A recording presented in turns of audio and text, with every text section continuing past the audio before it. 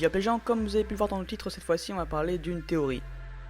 Récemment ayant acheté un des sabres de Zoro à la Japan Expo, ça m'a rappelé qu'il a au total possédé 4 sabres même s'il en porte actuellement que 3. Et là je me suis dit que si Zoro en a déjà cassé un, c'est fort possible que par la suite ça arrive une deuxième fois. Vous savez bien que Oda il joue beaucoup avec la répétition au cours de l'avancée de son scénario, comme par exemple la rencontre de certains personnages avec l'équipage de Luffy. Enfin bref, de plus avoir un nouveau sabre dans les mains de Zoro, ça pourrait accélérer les ventes de ce sabre s'il existe déjà, ou permettre d'en vendre un nouveau, car ça reste un goodies pour les fans, et donc ça serait plutôt sympa financièrement pour l'auteur. Du coup je vais essayer dans cette vidéo de prévoir lequel de ces sabres pourrait se casser, et aussi lequel sera son prochain. Alors tout d'abord sachez que cette théorie je l'ai inventée de moi-même et que ça va peut-être vous paraître improbable parfois, mais je vais faire de mon mieux pour vous trouver des arguments.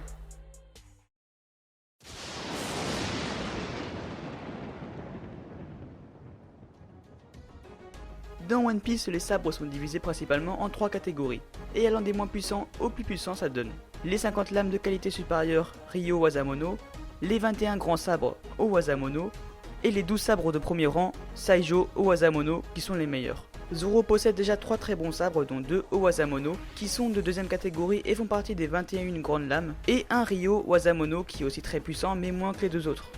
Les 3 sabres sont Wado Ichimonji qui est un Owazamono. Ce sabre compte énormément pour Zoro car il l'a depuis son enfance. Il avait demandé à son maître Koshiro de l'avoir et il a accepté de le donner après la mort de sa fille Kuina. Il a aussi le sabre Shusui qui est encore un Owazamono qu'il a obtenu à Thriller Bark après avoir vaincu le célèbre samouraï Ryuma et son sabre légendaire. Ce sabre a remplacé Yubashiri qui avait été détruit dans l'arc de Thriller Bark à la fin. Elle est décrite comme particulièrement solide et résistante. Il semblerait que même un dinosaure pourrait marcher dessus sans qu'elle se casse ou qu'elle se plie d'un seul millimètre. Et enfin il possède Sandai Kitetsu qui est quant à lui un Ryo Wazamono. Il fait partie des 3 sabres maudits de la série Kitetsu avec Shodai Kitetsu et Nidai Kitetsu. On sait que d'après leur nom et leur classification, les Kitetsu semblent être les plus faibles à mesure qu'ils sont fabriqués, et Sandai Kitetsu est le dernier à avoir été fait. Il semble donc que ce soit lui le plus faible des 3 sabres maudits en termes de force. Comme je viens de le dire, Sandai Kitetsu est le sabre le moins puissant de Zoro. Et en se basant principalement sur ces données là, il est possible que lors d'un combat, il soit le prochain sabre à être brisé. De plus, franchement je vois mal Zoro se débarrasser de Wado Ichimonji car il y accorde trop d'importance. Se débarrasser de ce sabre là lui briserait le cœur. Et concernant Shusui, il est aussi puissant que Wado Ichimonji mais surtout il l'a eu que très récemment comparé aux autres. Et donc en termes de durabilité logiquement il devrait tenir plus longtemps. Après bien sûr qu'on ne peut pas savoir ce qui va arriver. Il pourrait tomber sur un adversaire qui pourrait lui voler ou se débarrasser au hasard d'un ou de plusieurs sabres. Mais pour ma part, en réfléchissant de manière logique, le prochain sabre de Zoro qui se verra brisé ou inutilisable sera le Sandai Kitetsu. Cependant il existe une autre possibilité qui je pense serait plutôt sympa si cela arrive. Dans One Piece il y a 3 sabres maudits qui ont tous en nom commun Kitetsu, le Shodai Kitetsu, le Nidai Kitetsu et le Sandai Kitetsu, que Zoro possède déjà actuellement et qui est le plus faible des 3 sabres maudits.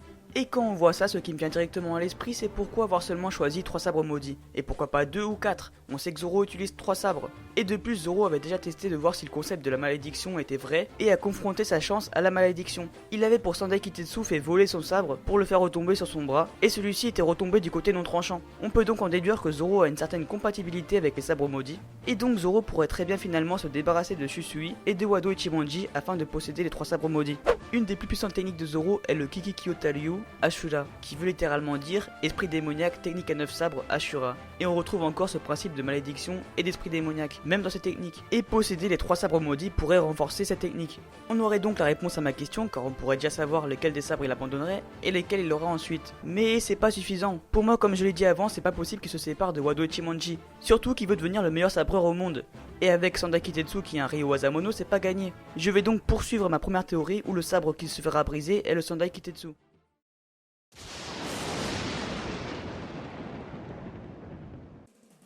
En se séparant de Sandai Kitetsu, Zoro se retrouvera avec 2 Owazamono qui sont de très bons sabres, mais qui restent inférieurs aux Saijo Owazamono, qui sont les meilleurs sabres et on sait qu'il en existe que 12 dans le monde.